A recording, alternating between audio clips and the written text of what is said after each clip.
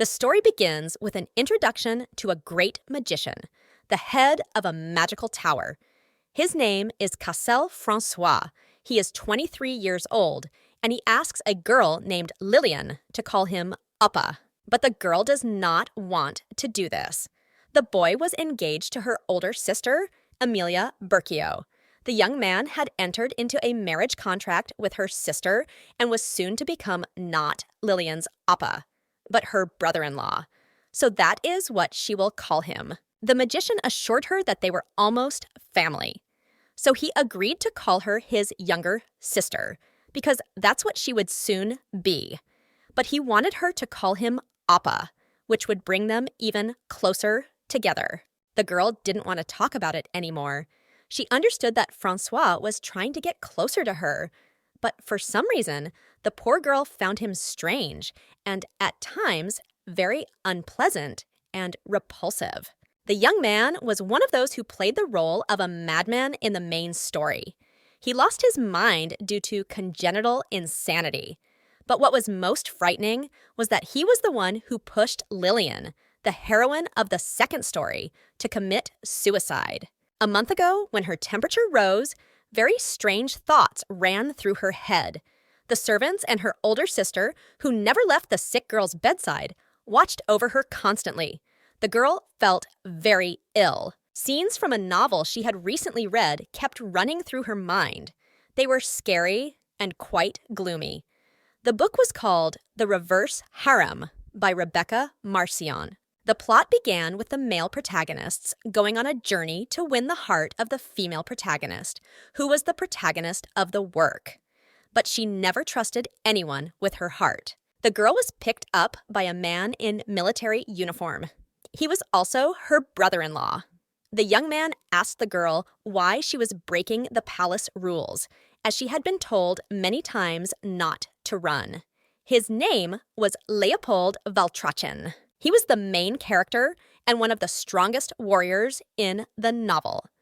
The young man had recently turned 25, and his military glory preceded him by leaps and bounds. This glorious young man married Lillian's sister, Regina. This was preceded by a long period of courtship and meetings that did not promise to bring results.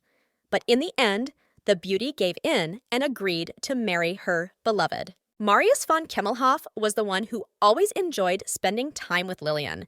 He loved to joke and talk about something funny, sometimes teasing the girl.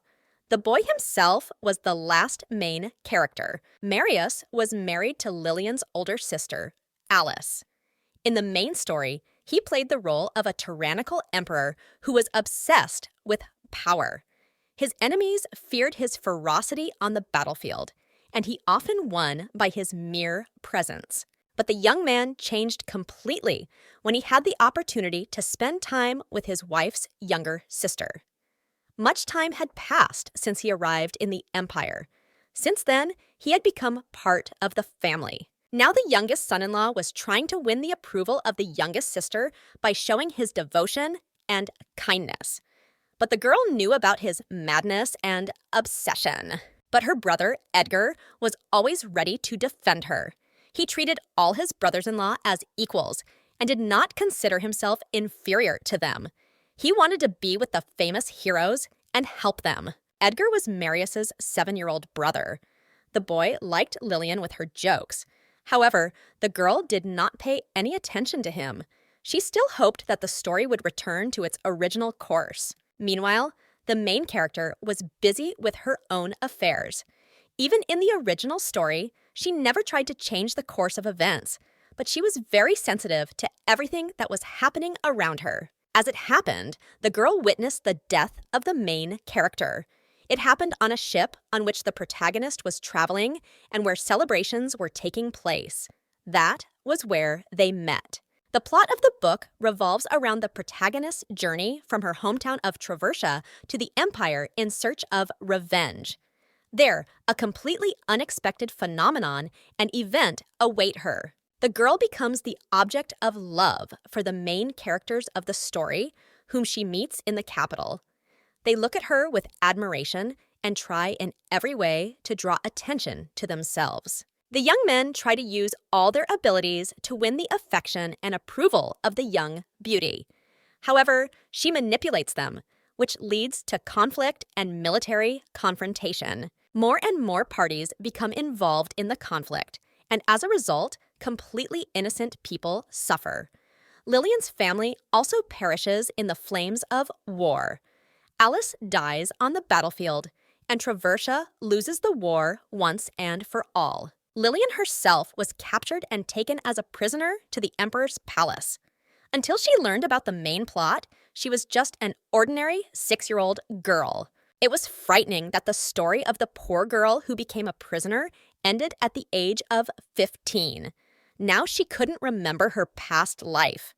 Even thinking about it was scary. But information flowed to her because she quickly absorbed everything and tried to make the most of it.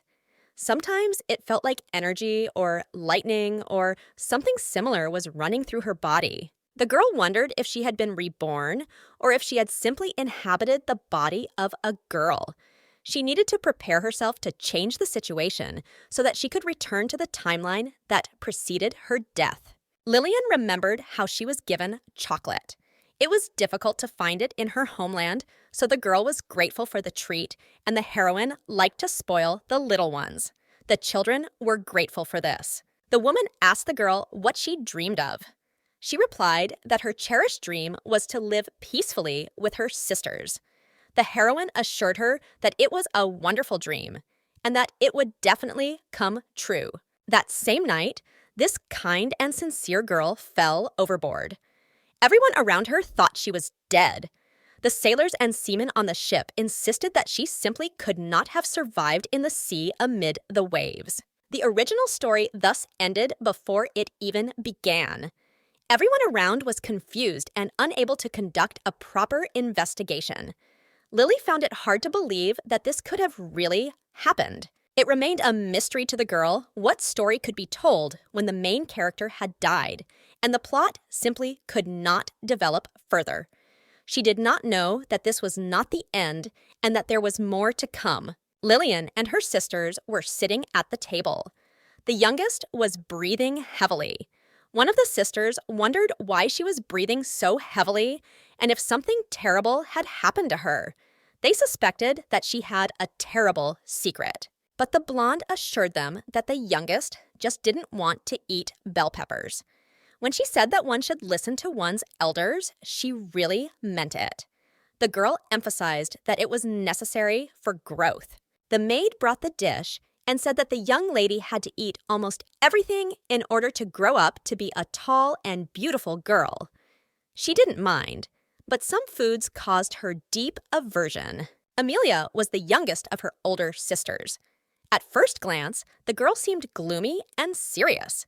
But in fact, when Lily was kidnapped, she was the first to rush to her rescue. Regina was actually Amelia's twin, but she was born 7 minutes later than her. She was known for her tolerance and kindness among her sisters.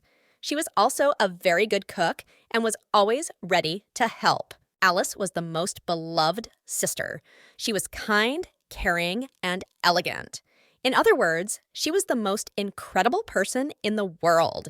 Lily loved and respected her the most. Her brother Andrea was known for his eccentricities.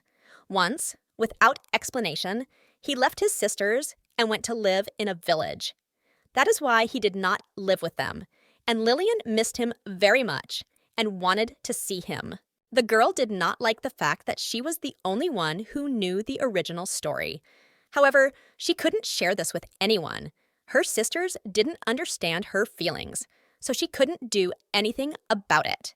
The death of the main protagonist meant that the main plot didn't even develop. The war began only because the main male characters wanted to start it and continue fighting. Lillian thought that maybe she should take advantage of the peace and just live with her sisters and enjoy life. It was worth just living life and protecting each other from trouble and misfortune. The girl thought that 6 years had to pass before the events of the main story, which was about to begin. Her sister turned to the little girl and asked if she wanted to wash the dishes together and go for a walk. Her sister suggested that Lillian go shopping for new clothes. The little girl asked if her older sister didn't have anything to wear and why she was trying so hard to get as many clothes and jewelry as possible. In the store, they met a very handsome white-haired boy. He greeted the girls, but the older sister was not very happy to see him. He clearly aroused her disgust and unpleasant feelings. It was Francois Cassel. In this world, the young man was also a great magician and the head of a magical tower.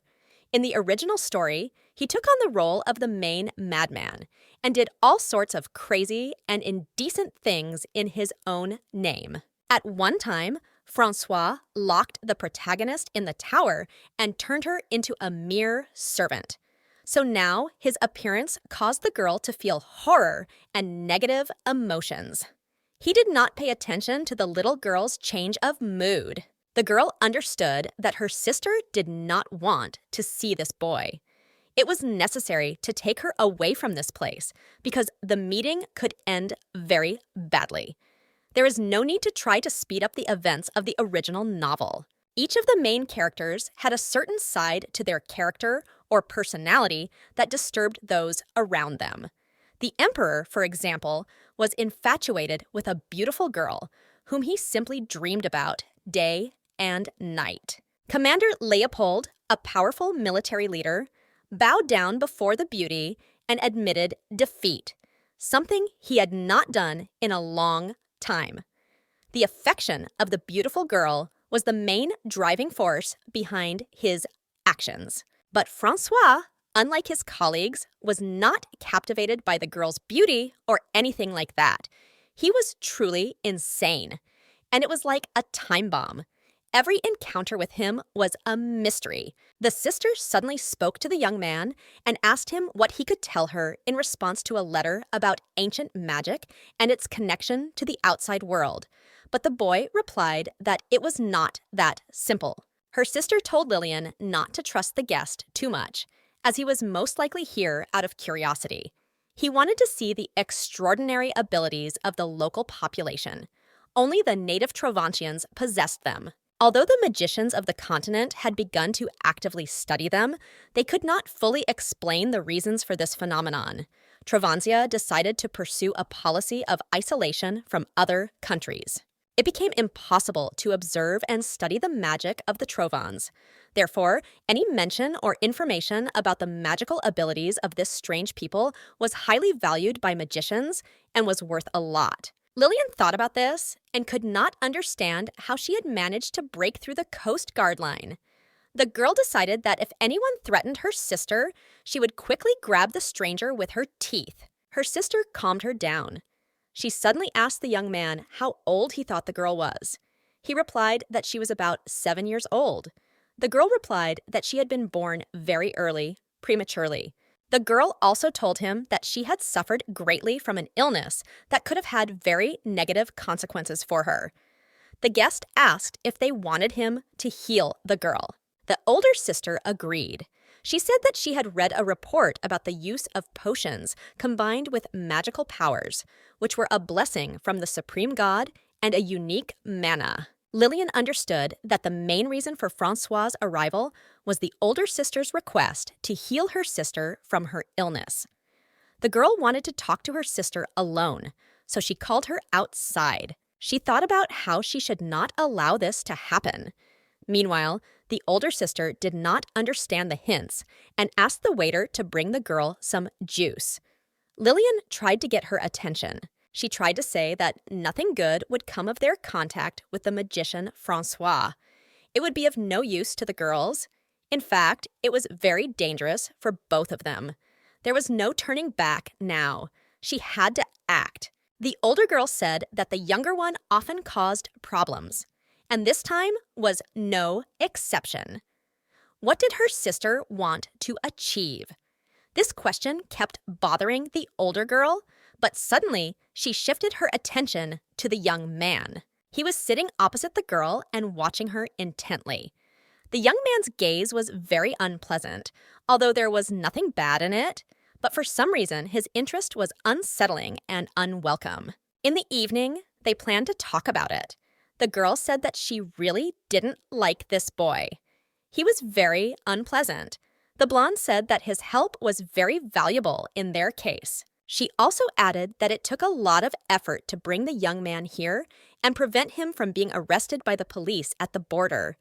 The girl tried to convince them that Fransua was dangerous. Lillian was happy for every opportunity to enjoy her childhood, which she had not been able to do for a long time due to a serious illness.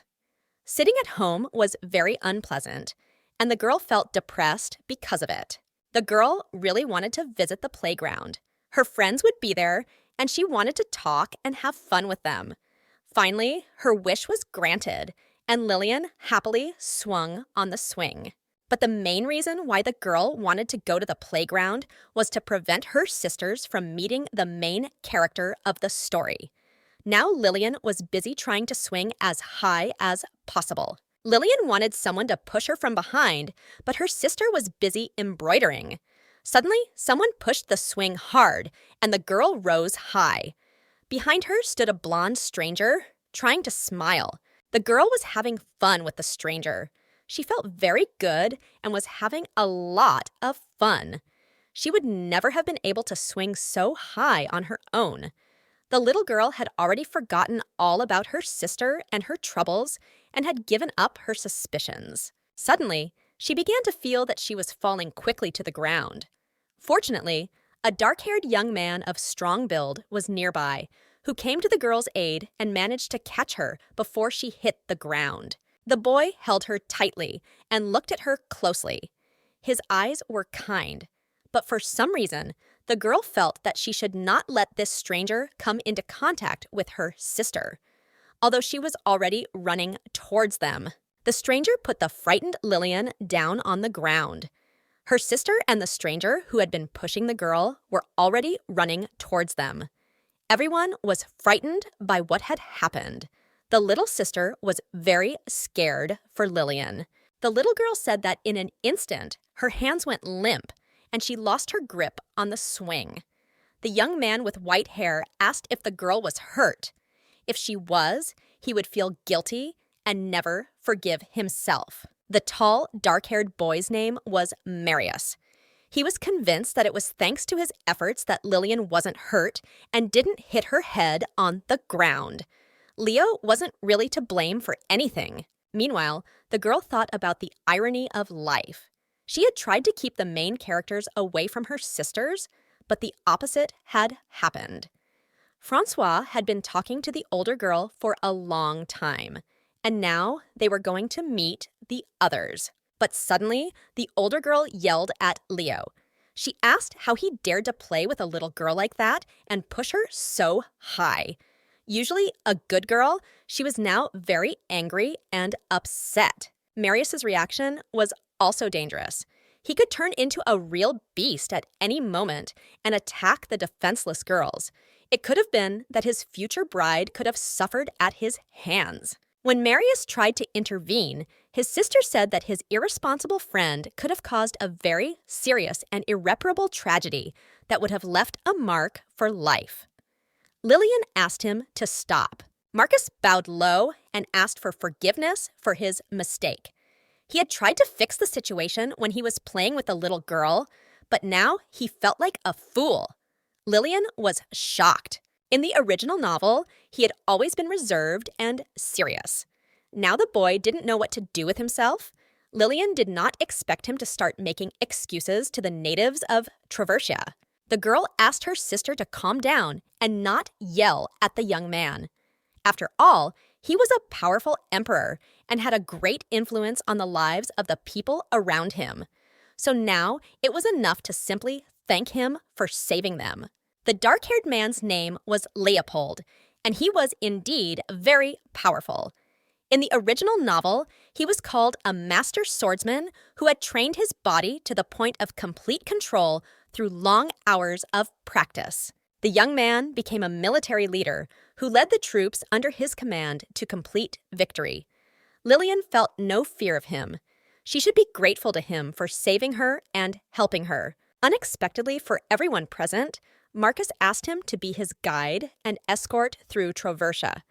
Lillian hoped that he would not agree to such a thing, but he replied that one could not simply ask for such a thing. Marcus said that it was Leo's wish and that he would not refuse such an honor to walk in the company of such distinguished people. Leopold told the girl that he would be happy to be their guide. Lillian thought about what to do. After all, what she had been so afraid of had just happened. The broken and mysterious main characters were very undesirable guides for her and her sisters. But it was too late to change anything. Marius's arrival meant that the meeting with her older sister had been planned in advance. Since she was part of the royal guard, the protection of a high-ranking person also fell on her shoulders. Lillian took it upon herself to resolve the situation. So now she emphasized that the boy could be their guide. The girl decided that the main characters would become friends with her sisters. Together with her older sister, the girl decided to become a guide and tour guide for the main characters for one day. They had a wonderful time and were able to enjoy the beauty of the surrounding nature. The company of the young men was much more pleasant than that of Francois, who made them feel as if they were sitting next to a time bomb. But maybe they shouldn't have been afraid of him and just made friends with him. The blonde boy tried in every way to strike up a conversation with the little girl, but she was tired and couldn't even say a word. And the cause of her fatigue sat opposite her, trying in every way to entertain her and interest her. The young man also asked her how old she was. Lillian didn't lose her composure and asked him how old he felt. He was curious to know how old the girl thought he was and how she would judge him as a person. Lillian really liked this boy. Francois and Leopold were handsome, but they couldn't even compete with him in terms of beauty. No wonder he was the main character of the story, whom everyone adored. The girl couldn't and didn't want to admit it. She said that he looked almost 600 years old. These words greatly offended the young man, who considered his beauty one of his strengths, so he asked her to look more closely.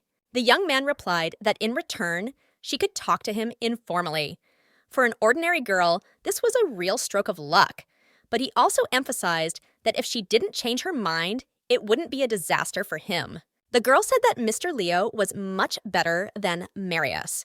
His friend assured him that Lillian was still very young and there was nothing special about her. So he should just take it as it is and not try to convince her. Lillian's sister came to her aid. She said that the little girl actually had very good taste. These words made Leo behave more restrainedly. He realized that the girl's sympathies were now on his side. Finally, the maid brought food for the company. The sister told the guests that she had specifically asked the staff to bring food for the Imperials, which consisted mainly of meat dishes and was supposed to remind them of their homeland.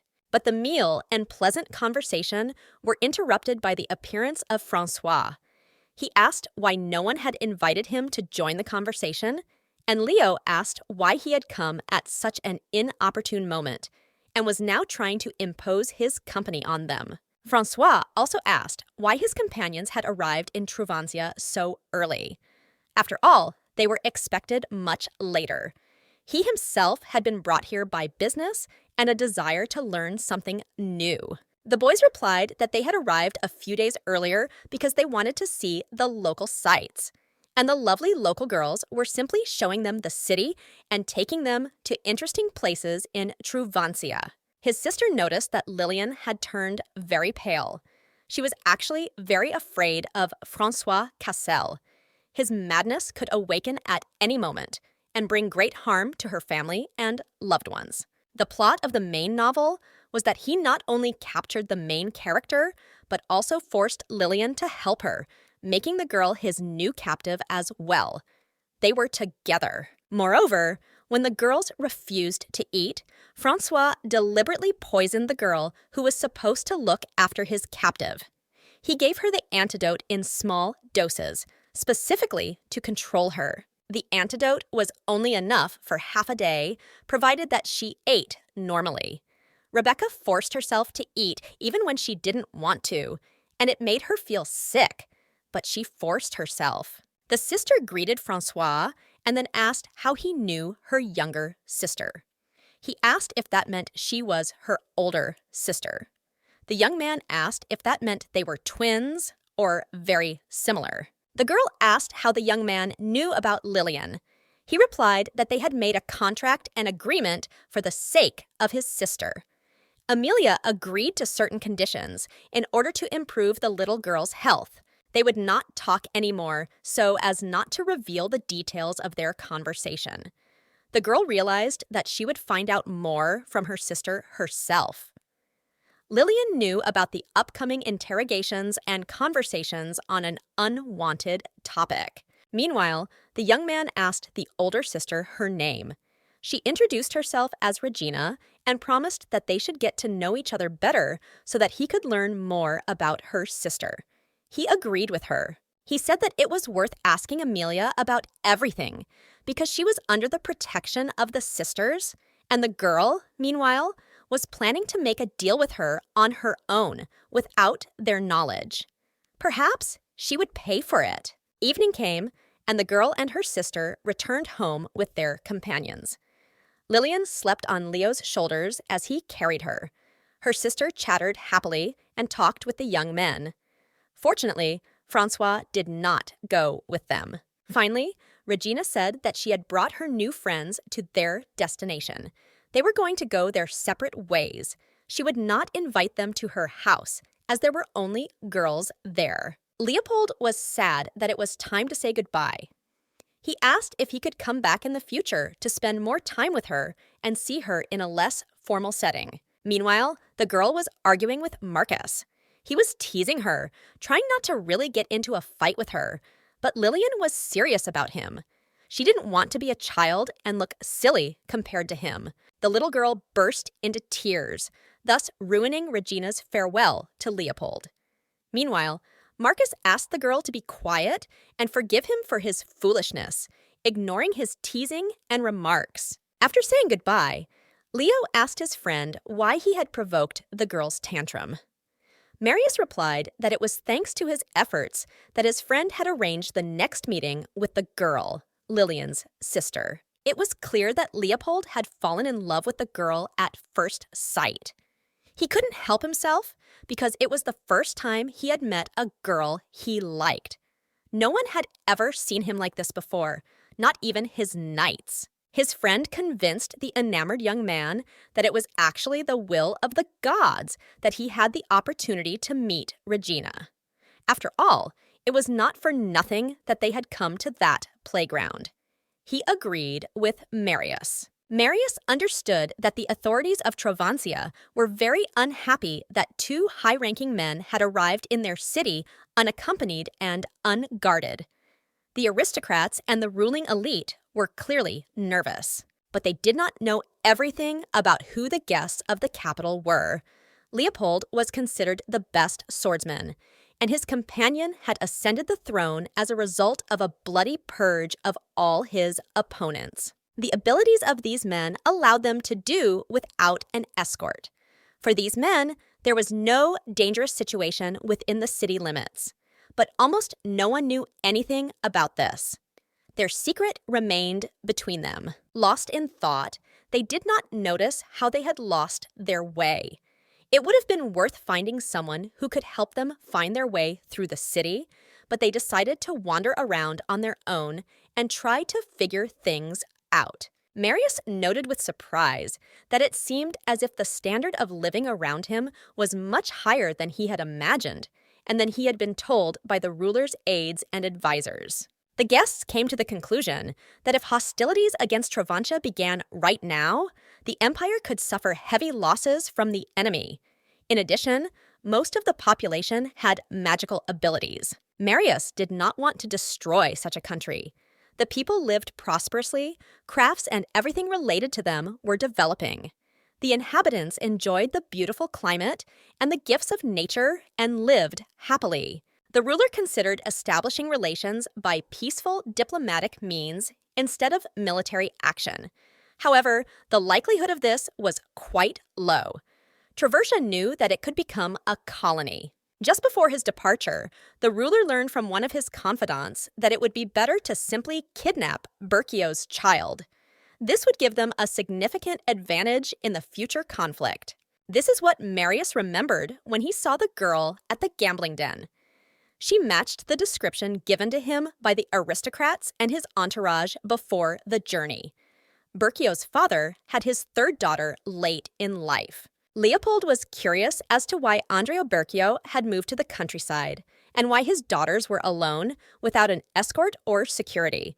This was a completely unexpected move from a politician in his prime. Marius knew that only when he began to protect the Berkio children would he fulfill his oath and have the opportunity to redeem himself.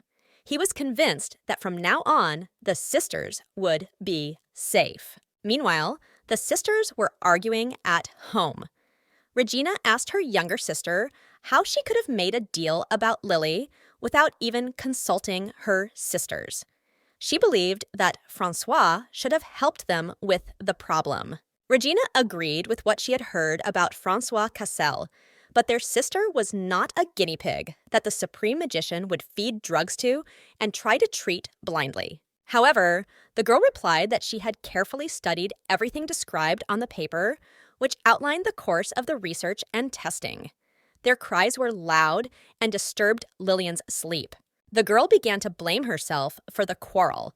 If she had not been so seriously ill, her sisters would certainly not have tried to quarrel over her.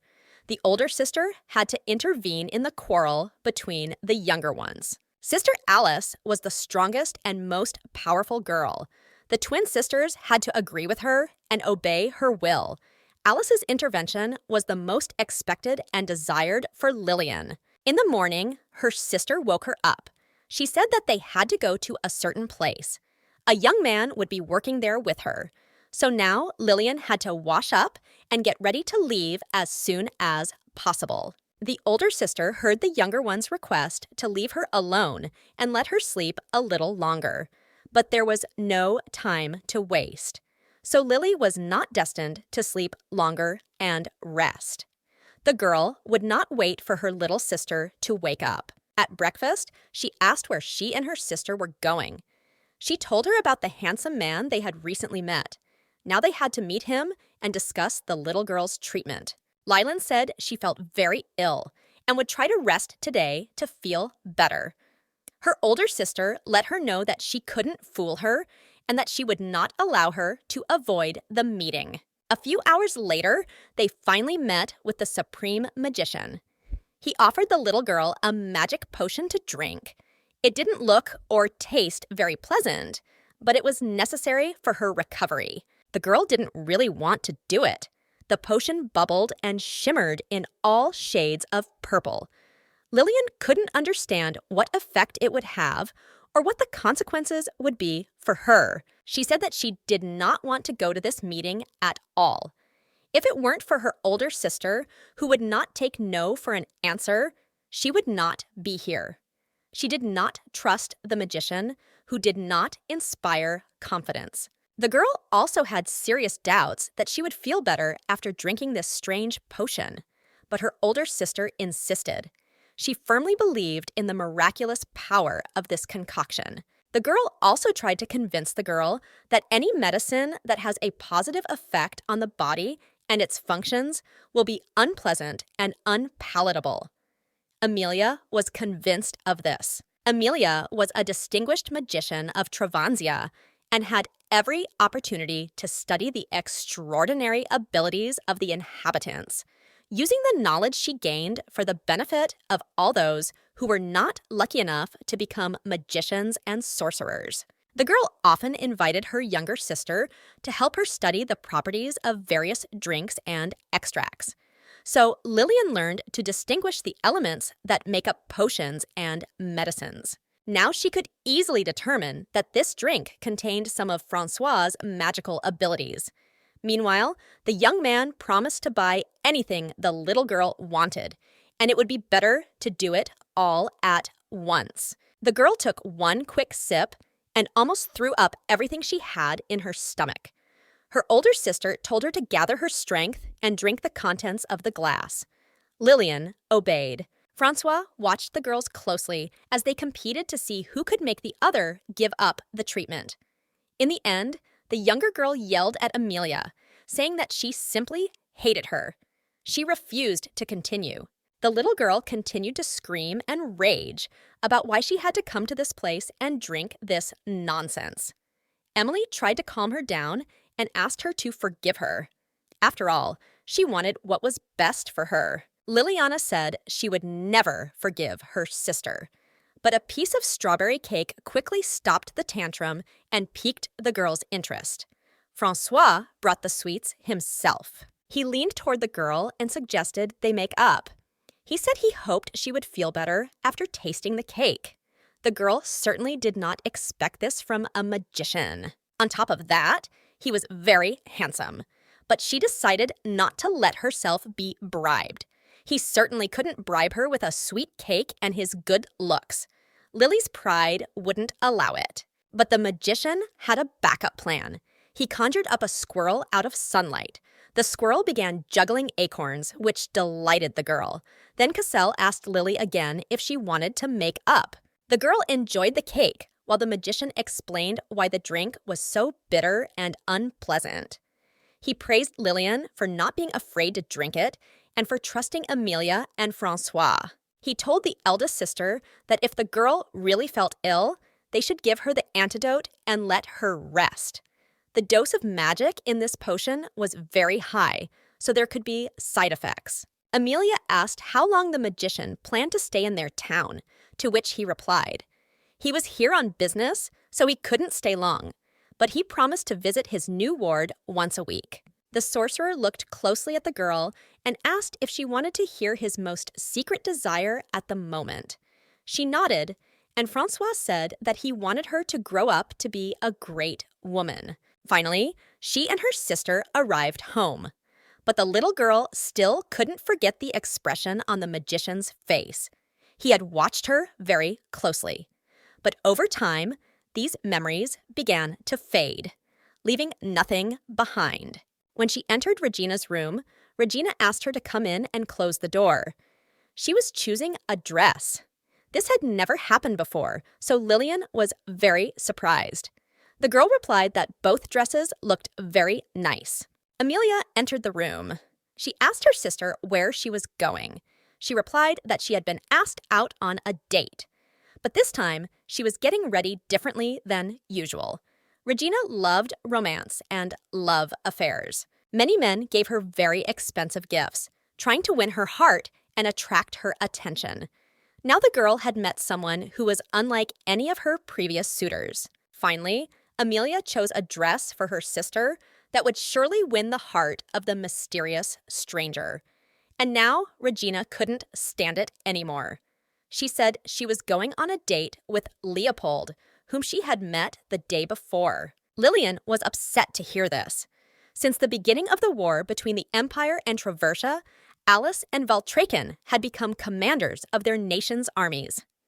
After a tense confrontation, Traversa fell, and Leopold, whom her sister now dreams of, personally took the life of the commander-in-chief of the enemy army.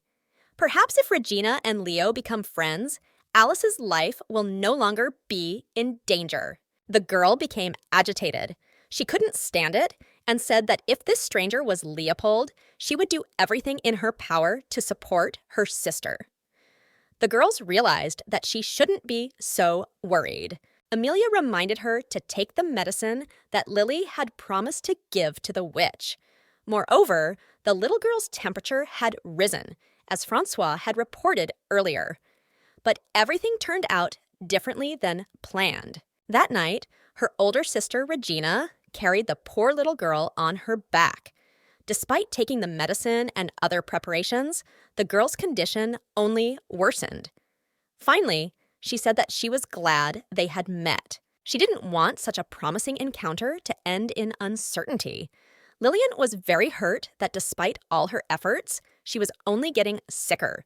She apologized the entire way to the hospital. Leopold returned early from his date. His friend asked him why he was back so soon. Had the girl decided not to return? He replied that she simply hadn't shown up and hadn't explained why. This was even more surprising, given that the girl had asked him herself if he was married. After that, she suggested meeting up if possible. And now this move was strange. Although Leopold did not know much about women, a girl could not ask such questions if she was not interested in him. Or maybe the great warrior was mistaken and overconfident. But the fact that he had waited for her for about 3 hours clearly indicated that the girl was not hoping for a serious relationship with him, and there was nothing more to hope for. Marius felt sorry for him. He tried to cheer up his friend, emphasizing that they had only seen each other once. But this did not make Leopold feel any better, because it made no difference to him whether they had seen each other once or 10 times. The warrior confessed to his friend that he was consumed by a desire to be with this girl. Marius hoped that his new guide and new acquaintances of the opposite sex would help his friend in this matter. The boys decided to change the subject. They were both worried about the arrival of Francois Cassel, which was much earlier than planned. What was even more unsettling was that he had not mentioned what he was doing there. Marius was behaving, in Leo's opinion, very carelessly toward the sorcerer.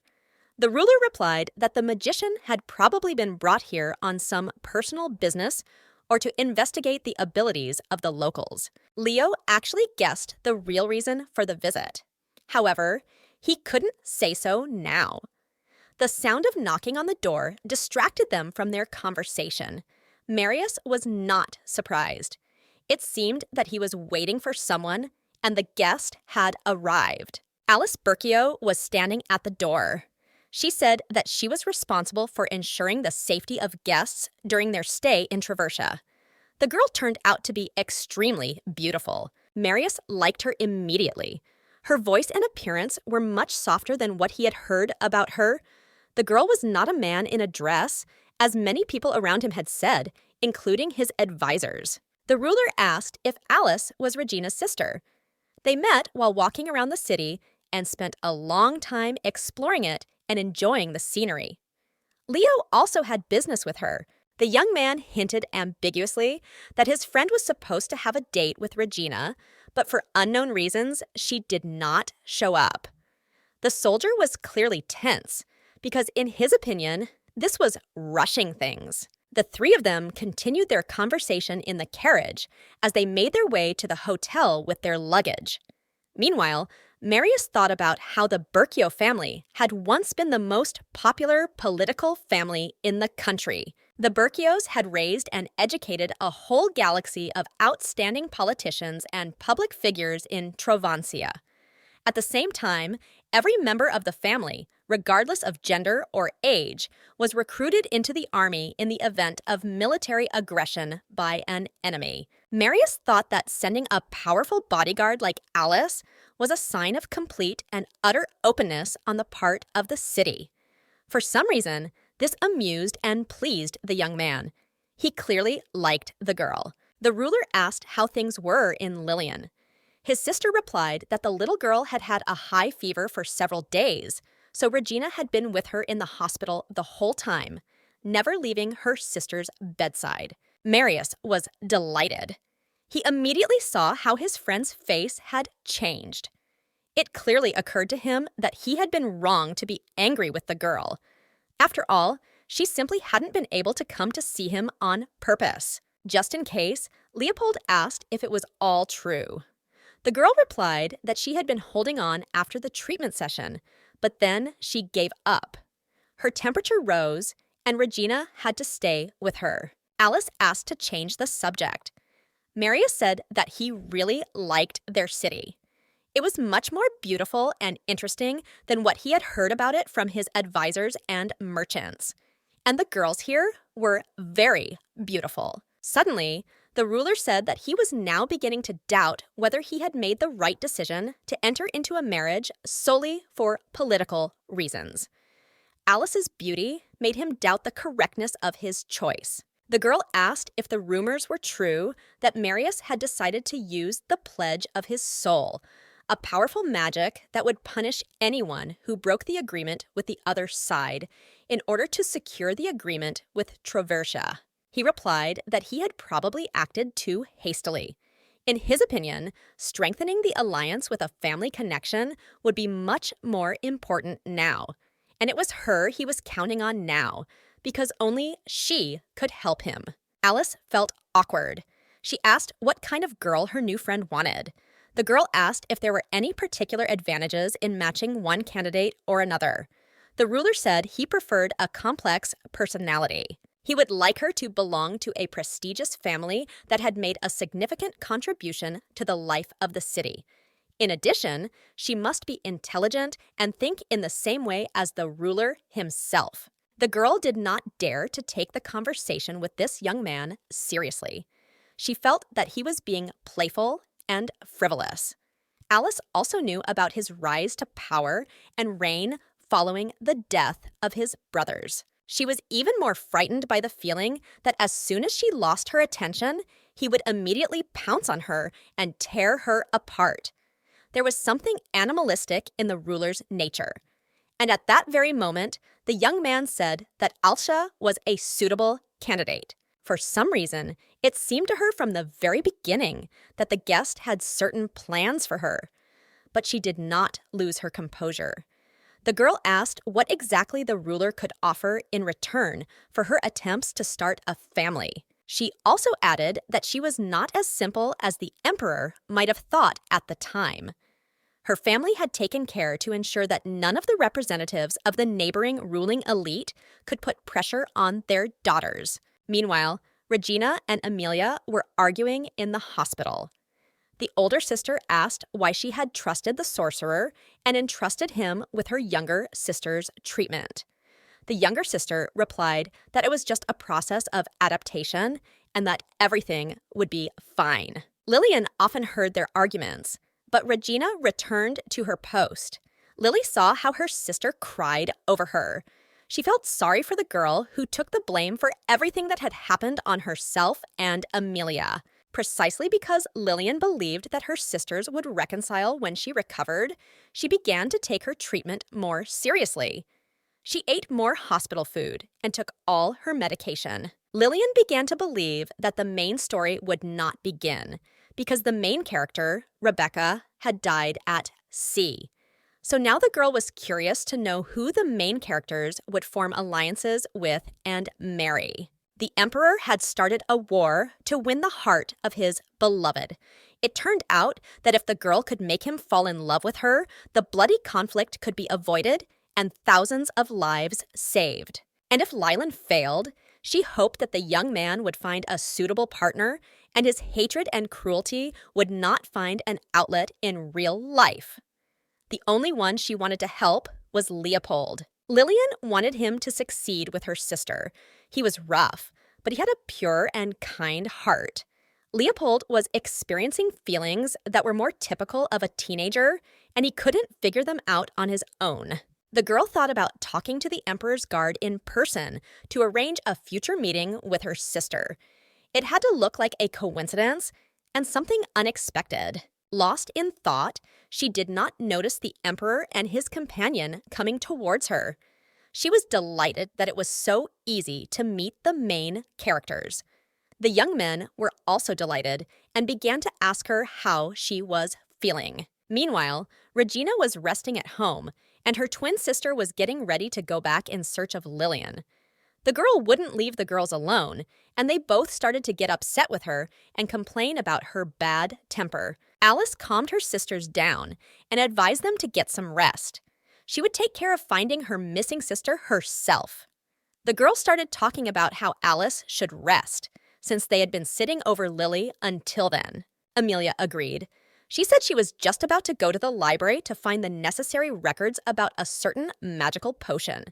After all, certain guesses were beginning to form in her mind. Alice leaned toward Regina and suggested that she go to her room and rest there. But the girl replied that if she fell asleep now, she wouldn't know what to do at night. So it was better to just lie down. Her sister continued to massage Regina's shoulders. She noticed that something was going on with her, but she couldn't talk to anyone about it because she was very scared and nervous. Everyone knew that. The girl was worried that she had fallen in love with a boy so quickly. When she thought about it, she didn't consider him her type. She always liked guys she could talk to rather than those who were closed off. And the boy's appearance didn't fit the image of someone she would fall in love with. He wasn't refined and delicate like all his predecessors, but there was something very attractive about him. She couldn't get the image of the young man out of her head. She tried everything she could to find a way to meet him again. However, it wasn't appropriate for a girl to arrange a meeting with a boy, especially one from such a family. Now Regina thought that if fate had brought them together, they would surely meet again. So her sister's company made her a little nervous and prevented her from relaxing. They forgot about Liliana for a moment. The girl ran up and threw herself into Alice's arms. The sisters were surprised that she had returned on her own. They thought she was offended, but then an even stranger situation unfolded, one that made them think. Leopold stood at the door, looking surprised. He didn't notice how his appearance affected Regina.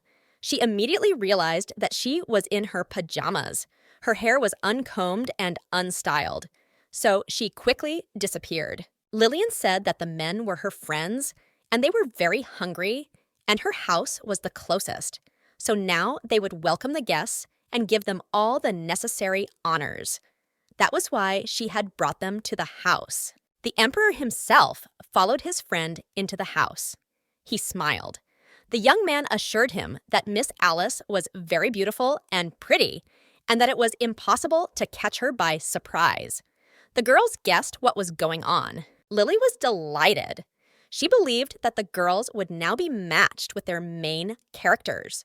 Her sisters asked her to behave respectfully and not to act foolishly, as the children of commoners do. After all, she was now a public figure. At the table, Lillian took the initiative again. She seated the guests as she saw fit. The girl inadvertently mentioned that her sisters liked lilacs and various flowers. All the way to the restaurant, the girl held the couple's hands and accompanied them to the door. After observing Regina's reaction to Leopold, the girl realized that she had done everything right and continued to act confidently. She was sure that she would be able to achieve peace instead of war. The chances of this happening were growing and growing. Leo was kind and responsible, so her sister would not cry with him. In any case, they would be a good couple and live a long life together, and when they had a baby, Lillian would be a good aunt and take care of her little one. Alice told the little girl to be quiet and not interfere with the course of their acquaintance. The girl was indignant at this, but her sister told her to behave herself. She had never tried to be Cupid and save anyone. Suddenly, the girl also noticed Marius's attentive and inquisitive gaze on her sister. She was usually indifferent to boys, but when that happened, she behaved harshly. At that time, Francois and Amelia were talking in the library. They were discussing the magical abilities of the inhabitants of Trovertia. To do this, they needed to study the archives of the city's magic library in more detail. This would take time. Amelia offered her help. She said that she loved to study and even did so on weekends. She wondered whether she should help her guest, as she had not yet figured him out. It seemed to her that all his efforts in learning magic were focused on healing magic. And now Amelia was going to help him choose some books because she would be more knowledgeable in this area anyway. The girl suggested they go to a more interesting section of the library. They discussed topics related to healing and both came to the conclusion that they were interested in the same subject and application of magic. The young man was impressed by his partner's erudition and knowledge.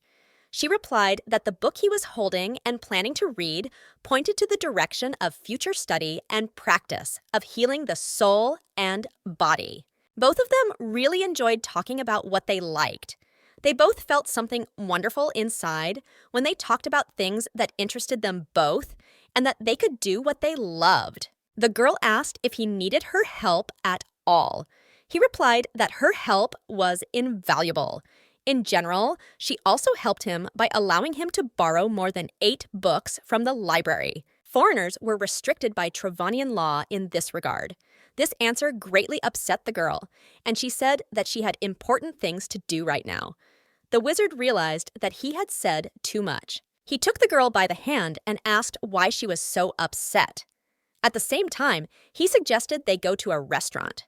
After all, he had treated her badly and had not allowed her to pay him for his time and effort. The young man suggested something like a business breakfast or lunch. Although he was not really hungry, he wanted to spend time with the girl in a more informal setting. Besides, it was interesting to spend time with her. Amelia was a local, and it was generally useful to talk to her to learn certain details about how the local population lived. She was a talent worth keeping close and controlling to a certain extent. The girl was the sister of Andrea Berchio, with whom the sorcerer had an agreement. And in order to have an extra trump card up his sleeve, it was worth winning the heart of the girl. It was much easier with a girl. Amelia seemed to have begun to suspect him of something. She asked him to call her by her first name and stop addressing her formally. He couldn't let his guard down, so Francois memorized everything in detail. Suddenly, Mila returned and said that whatever this boy was up to, she could see right through him. He was definitely not her type, and he was acting as if he was trying to win her over. The girl insisted that he should admit right away what he wanted from her. Otherwise, they were just wasting each other's time. Francois realized that he was facing a difficult task. Mila and Cassel were sitting in a restaurant. He asked her why she was behaving this way toward him. She replied that she was considered one of the most intelligent magicians in Troversia, so it wasn't hard to guess that he wanted her. The young man understood that his attempts at flirting would never work. He had an extraordinary girl in front of him. She was very beautiful and intelligent. At the same time, this brought new worries and problems. Amelia was ready to tell the man directly not to make faces at her, to behave naturally, and not to try to deceive or take advantage of her. The girl was not responsible for the consequences and did not worry about them. Francois decided to advise the girl to take care of her stomach, as she had a poor complexion. It was worth taking care of. Amelia thought it would be better if he flirted, as that was even worse. The young man also wondered what he should do.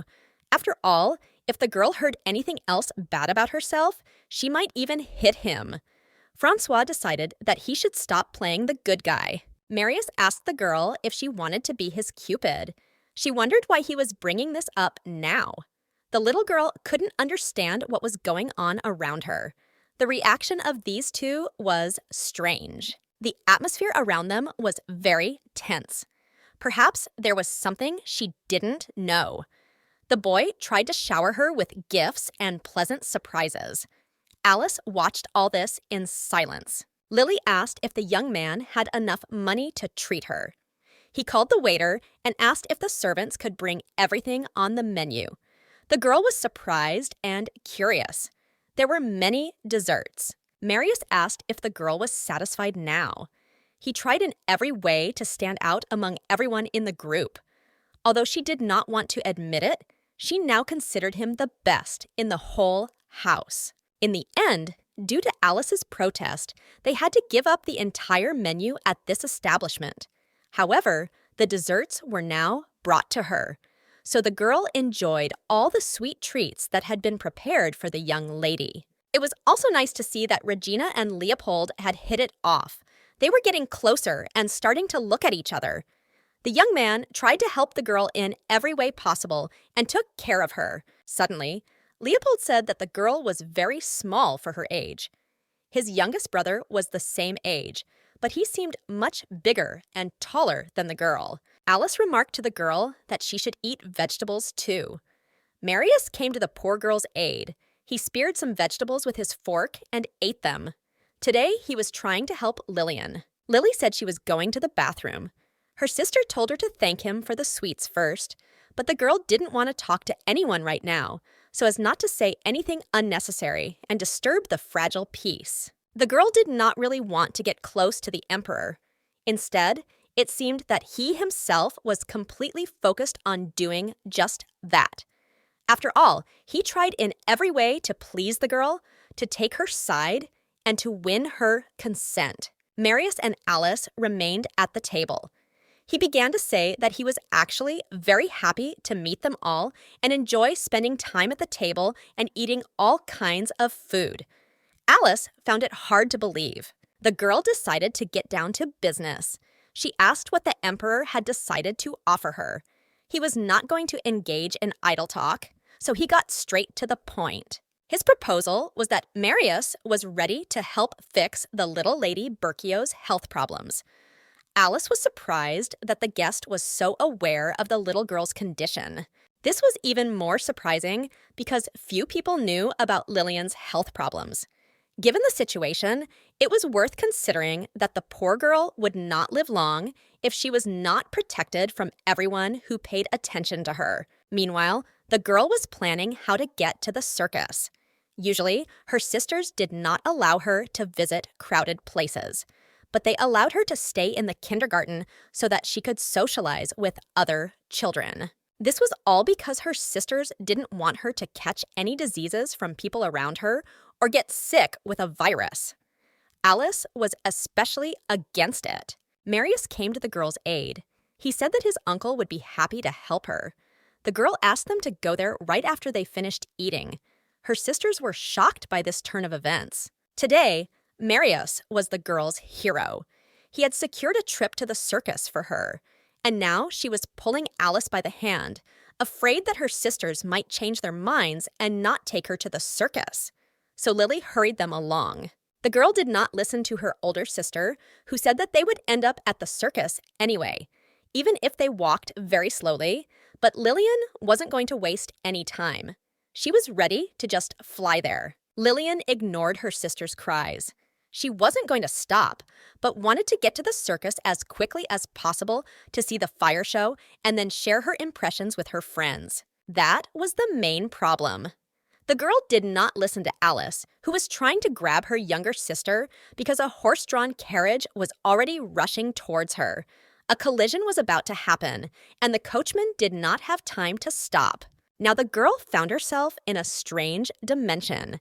She couldn't believe that she was going to die just like that under the hooves of an animal. So much seemed open to her.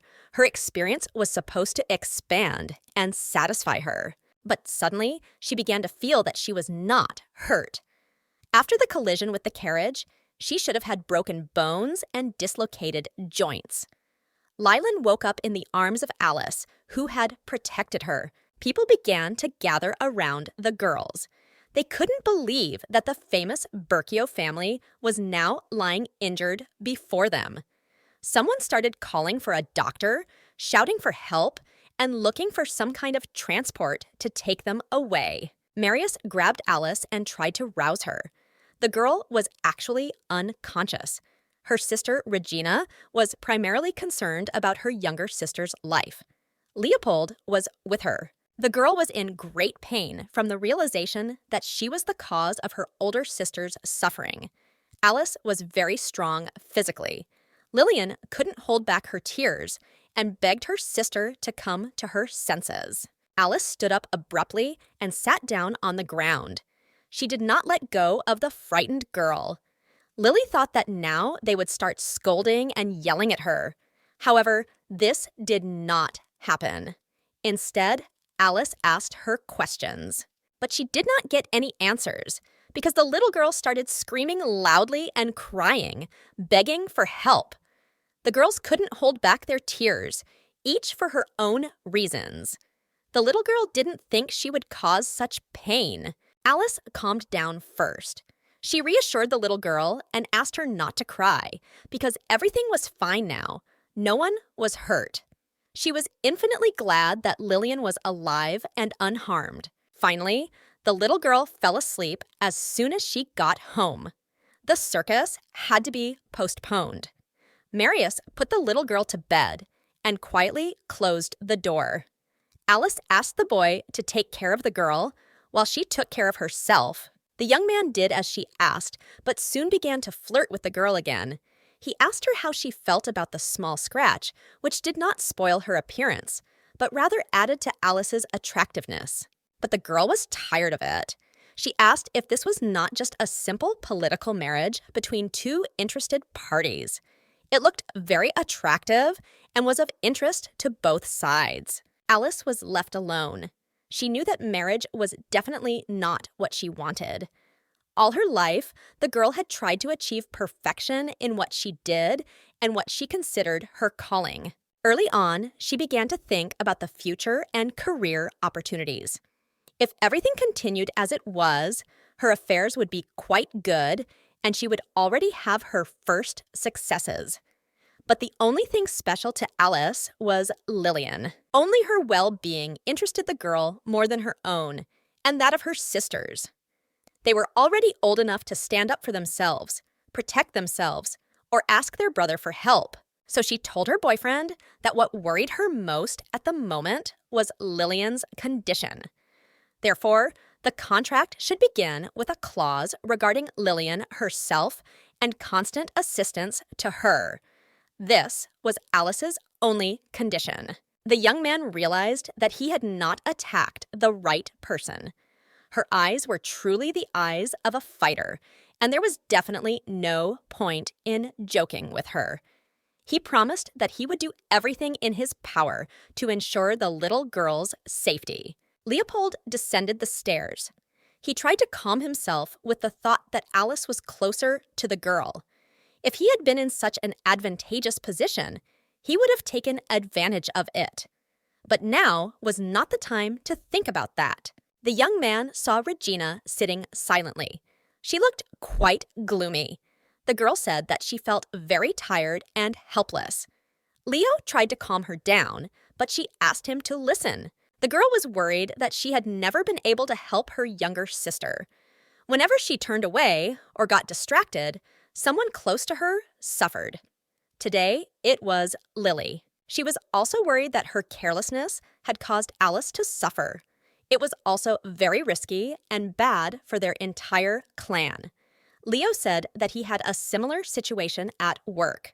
The young man said that this was an even more painful issue for him, as he considered security work to be his own personal responsibility. Instead, he always suffered from this, not being able to help his master in time. He emphasized that he believed that every person had their own abilities, so Regina could help her sisters as best she could. After all, it is always difficult to perform someone else's duties, and it is easy to make a mistake. The girl tried to take the young man's hand, but he pulled it away. This shocked the girl even more, as she had hoped to find a companion and solace. Still, she asked if they could stay together. The girl emphasized that she would like to spend more time with the young man before he left their land. Regina asked him to stay at her house and be an honored guest for her and her sisters. The young man felt awkward when the girl reminded him of the date she had been unable to attend. He did not want to show his emotions. The young man was pleased to hear such things, but he did not expect such a move. The girls discussed the headline of an article that said that one of the daughters of the Berkio family would become the emperor's bride. The sisters asked Alice what this meant. She replied that the press was not lying this time. She explained that her fiancé would be a young man named Marius. They would enter into a political marriage. No one expected this, so they asked what the sisters would do in this case. Alice reassured everyone. She said that there would be no ceremony. They would simply exchange rings and then go to the ruler's palace. The girls need not worry. Their fate and the well-being of the family were now the top priority. The sisters couldn't quite understand what had happened and why they were simply being presented with a fait accompli. Alice said that it was a personal matter between her and Marius, and no one would be giving them any advice. In any case, everything had been decided. Alice sent her younger sister to her room. The girl felt ashamed that she was being treated so badly, but no one forbade her to eavesdrop on the conversation and find out about her family's plans. Meanwhile, the ruler discussed the girl's idea that Alice, who was actually very talented, was ready to use all her talents to help her younger sister, and she was not weak. For the young man himself, this was even useful. The girl's obsession with her younger sister gave him an additional advantage. He didn't have to try to win her over, but meeting her was inevitable. The girl overheard Alice's conversation with the twins. It seemed that she was going to take Lillian with her to the Empire, and that it was time to say goodbye to the twins for a while and do without them. The family would be separated. Lily understood that when a family falls apart, society falls apart too. And when society falls apart, so do the nation and the people. All this results in the end of the world. The end of the world must be postponed. The only right decision at this stage would be to convince Marius of the opposite. Now she would take advantage of the sister's absence and try to sneak in to see the emperor. He was staying at the Hotel Risoyo. Lillian considered herself old enough to use the services of a carrier. He did not want to take a child as a client, but she needed the money, and she would not give up on her plan. The man said he was ready to take her to the hotel right away if she called her father or mother. Lillian replied that she had no parents, only sisters. The girl began to lie to get sympathy. She told the driver about her brother, who had quarreled with his sisters. He was actually a very good and kind man. The young man always taught them to live honestly and by the rules. One day, he left them. After their parents died, the young man personally raised the girl and her older sisters. He made all the decisions concerning their lives and inheritance, which he managed wisely. Lillian missed him very much. The girl began to cry. She wanted to move the driver. He looked at the girl who was starting to cry, saying that her brother was tired of her and that he had deliberately run away from home because he was tired of everything. Finally, the little girl began to cry hysterically because she had shifted her attention to her problems with her sisters and brother. According to her, she had no one else. She always wanted to help, but no one listened to her. These measures helped convince the man to take her. The driver believed that families should see each other at least occasionally so as not to forget each other, and younger sisters should never be hurt. Meanwhile, the girl thought about how to convince Marius to change his mind. Perhaps she should pretend to be sick, or just flatter him, saying that he was actually a very handsome and attractive man. The conversation with the emperor was to be another peak for her to conquer. But before that, the driver stopped her and said that she had not paid enough and had to add more money for the trip. Then Lillian realized that she had taken bronze coins instead of silver ones, and that was clearly not enough to pay for the service. But this could help her solve her problem with the ruler. The girl asked him to lend her some money. She explained that she needed the money to pay off her debt. He asked her why she had come to his hotel in the first place, since he was about to visit her home.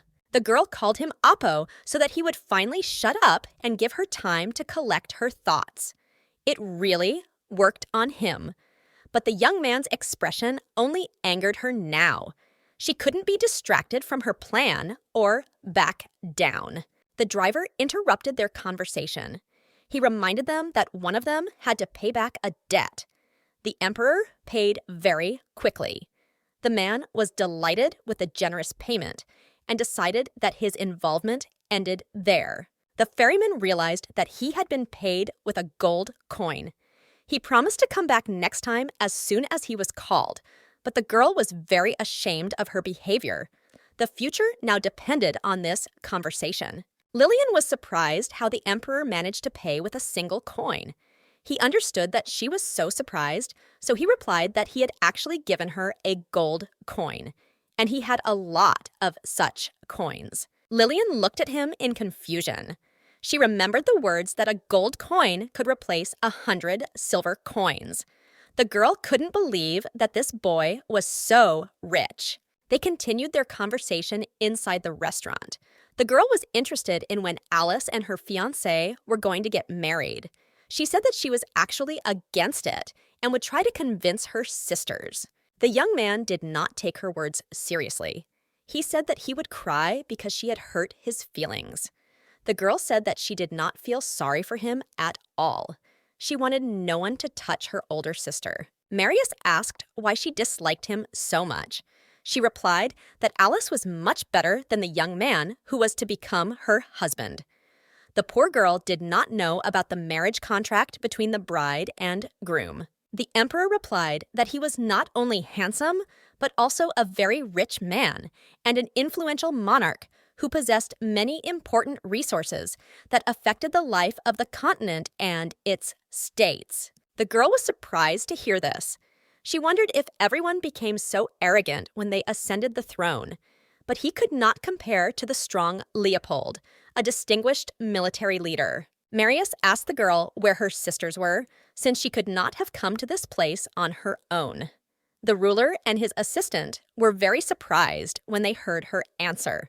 Lillian had come to this place by herself. The young man asked if the girl had warned him about her visit.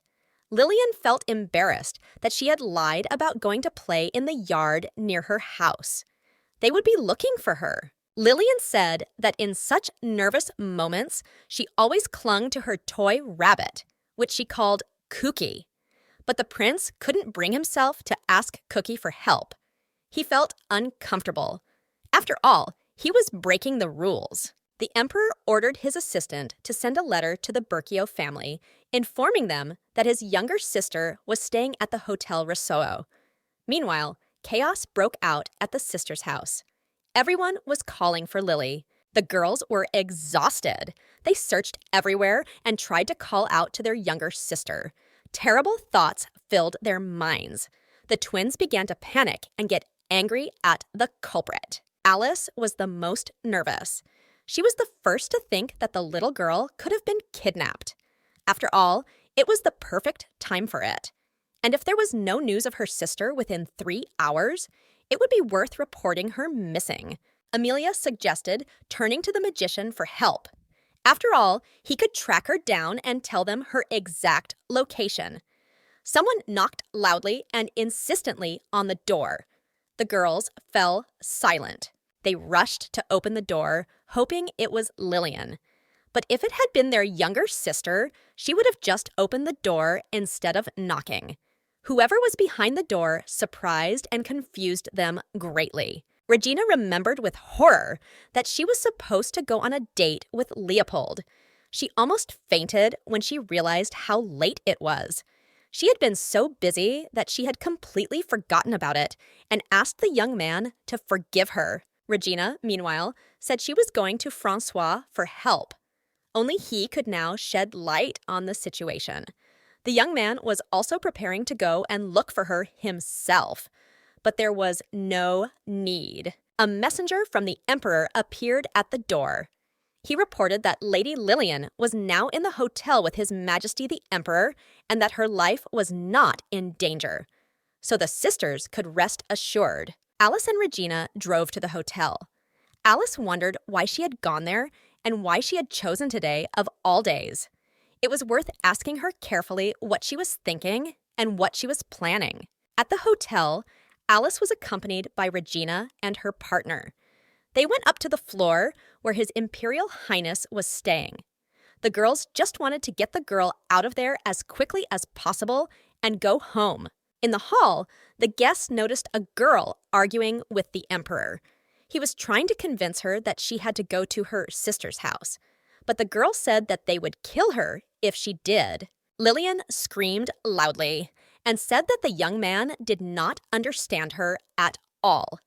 The girl insisted that he did not understand people at all and did not understand what Lillian's sisters were really like.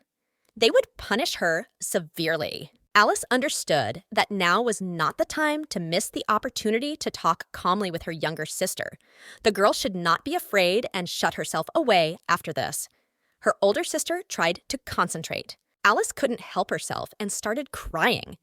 She said that she couldn't even imagine how worried everyone had been about her and how much effort they had put into searching for her until the emperor's messenger arrived. Her sister also said that Lillian should have warned them. Traveling alone at her age was quite reckless. After all, many bad people could have taken advantage of her, knowing her noble origins. The girl felt embarrassed. She began to cry. Alice continued to question the little girl and convince her that if anything had happened to her, she would never forgive herself. And none of her sisters would either. Lillian felt ashamed that she had made her older sister cry again. Because of her actions, Alice was suffering once again and had to deal with all the mess Lillian had made. The girl felt ashamed. What worried her most was that she, a girl who had no weaknesses, was completely unable to control herself when it came to her younger sister's antics. Lillian considered herself a criminal. The Emperor listened as Alice once again lectured her younger sister on how to behave in such situations. She had no right to leave the house without the knowledge of adults. Marius was convinced of his love for Alice. Lillian asked her sister for forgiveness. After all, she was the only one who truly loved her. The twins also couldn't imagine life without her. But as for their brother, who had abandoned them, they didn't want to remember that. The girl was terrified at the very thought that she could be abandoned. She begged Alice not to do such a thing, which greatly upset the girl. She hoped that the girl would not be able to forgive Angelo for this.